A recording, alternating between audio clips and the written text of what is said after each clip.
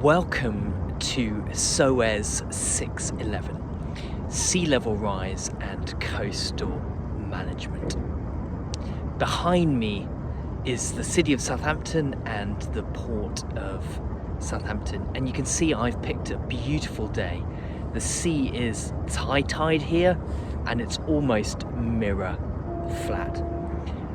But the sea is never ever stationary. At all time and space scales it's moving, and behind me you can see little waves rippling through.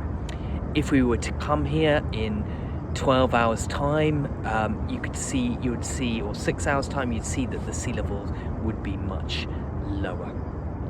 And understanding this change in sea level is so important.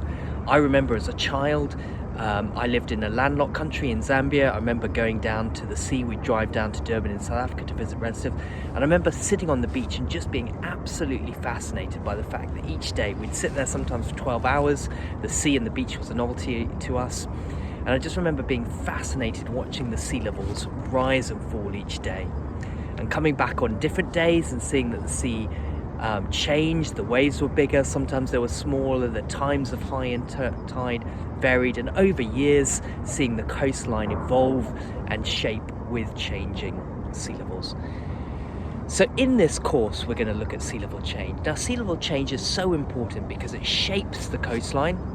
It's vital to the many hundreds and millions of people that live on the coast and places like the port here that are very, very sensitive to small changes in sea level.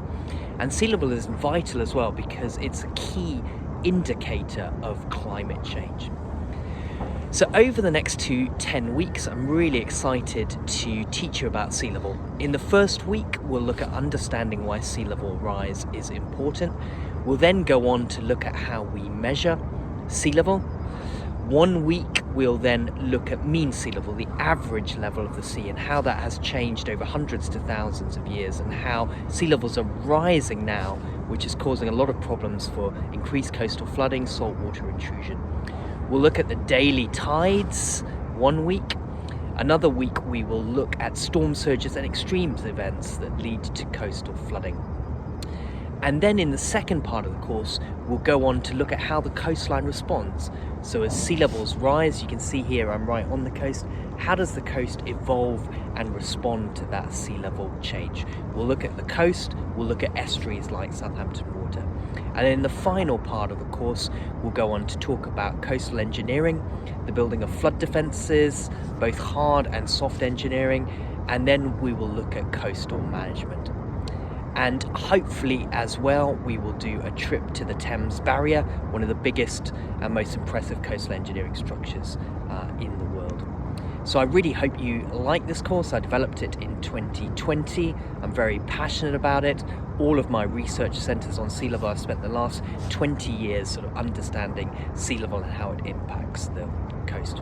So enjoy the course and look forward to you interacting with me on it.